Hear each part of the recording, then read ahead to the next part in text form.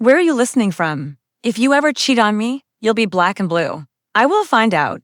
That was the last clear sentence my husband said before he left to take care of his sick mother. Now I'm standing in her doorway, one hand resting on my son's shoulder, the other gripping my car keys. And something feels wrong immediately. The smell hits me first. Not hospital disinfectant, not old lady lavender, perfume, young, sweet, cheap. My son freezes at the threshold. Mom, he whispers, squeezing my hand. Why are Daddy's shoes here if he's living at the hospital? I follow his eyes. There they are by the stairs, the same brown leather shoes he wore the night. He threatened me about cheating. Only now, he's the one hiding. Something inside me clicks like a lock snapping shut. He left on a Tuesday. Packed light. Said he didn't need much, just a couple of shirts, underwear, his laptop. His mother had taken a bad turn. He said the doctor used those exact words. And he watched my face like he was waiting for applause. I nodded. Go, I said. She needs you. He kissed her son on the forehead. Kiss me on the cheek, not the mouth. That was the first red flag, not the missing kiss. But the way he wouldn't meet my eyes. Months earlier, he'd said it drunk, gripping my wrist hard. If you ever cheat on me, you'll be black and blue. It wasn't a joke. Men like him don't joke about control. Days became weeks. Calls turned into texts. Texts turned into silence. His mother never answered. Family chats went unread. His location accidentally stopped sharing. I cooked, cleaned, paid bills, packed lunches. And every night, Dowd sat beside me at the table, staring at his empty chair. I didn't confront him. Men like him live for scenes, tears, screaming, begging. I decided he didn't deserve that. So I treated it like a puzzle, not a heartbreak. I started small. I called his mother's neighbor, pretending I wanted to send flowers. She laughed. She's fine, she said. I saw her gardening yesterday, strong as ever. Why, did something happen? No hospital. No bad turn. I checked her banking app. He'd forgotten I still had access. Hotel charges to towns over. Same place. Over and over. Always weekends. Then a jewelry store charge. I hadn't gotten anything new. Phone records came next. One number unsaved, calling late at night right before he left. I wrote it down.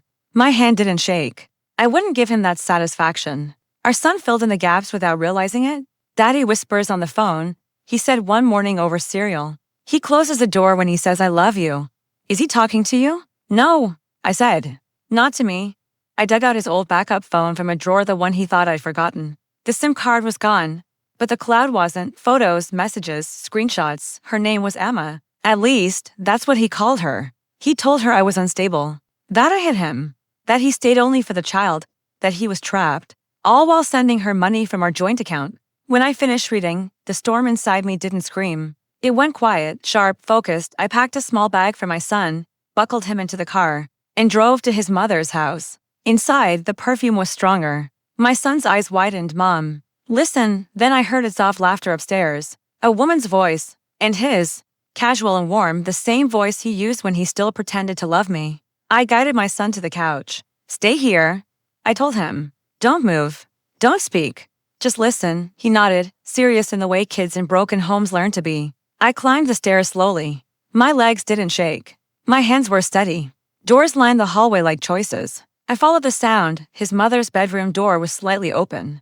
He sat on the bed, shirt half buttoned, laughing at his phone. Emma leaned against the headboard. Her hair spread across his mother's pillows, the hospital pillows she didn't even need.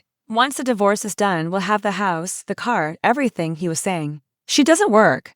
She doesn't have a leg to stand on. I pushed the door open. He looked up and all the color drained from his face like someone cut the power. Hi, I said. Emma scrambled, yanking the sheet up. I didn't look at her. She wasn't the real problem. She believed his lies, just like I once had. My eyes stayed on him. How did you find out? He stammered. I stepped closer. You told me, I said. Remember? If you ever cheat, I'll find out. I assumed that rule worked both ways. He collapsed inward, not dramatically, not loudly. His shoulders dropped. His jaw tightened. He looked small on that bed that wasn't his. Good, small was honest. I didn't yell. I didn't throw anything. I opened my bag and pulled out a neat stack of papers, already tabbed. Yellow for custody. Blue for financial separation. Red for the restraining order. Prepared, just not filed yet. He stared at them like they could hurt him. What is this? He whispered. This, I said, setting them gently on the bedside table, is everything you thought I was. Too stupid, too emotional, too weak to plan. I let it sink in piece by piece. I closed the joint accounts, moved my salary into a new one under my name. The house wasn't in his name. I checked the deed years ago, after his first threat. His payments were legally documented as rent. His mother knew about Emma now. I called her the night before and sent screenshots messages, where he described her as already half dead, waiting to be inherited. His job got an anonymous envelope that morning. Hotel receipts during work hours. Client funds used for personal trips. I didn't lie, I just organized the truth so others could see it clearly. I never hit you, I said calmly. I never cheated. I never lied about who I was. You did all of that and then handed me the instructions on how to end you. His hands shook as he reached for the papers. You can't do this. Think about our son. I am thinking about him, I said. That's why I'm not calling the police. That's why you're sitting on a bed instead of in a cell. Emma watched, mascara streaking. Her version of him dying in real time. That was part of it too, watching his carefully built lies fall apart in someone else's eyes. Sign, I said, tapping the custody agreement. Or I file the red tab tomorrow. He signed. Not because he agreed, but because men like him understand leverage better than love. On the drive home, my son was quiet. Are you mad at Daddy? He asked finally. I kept my eyes on the road.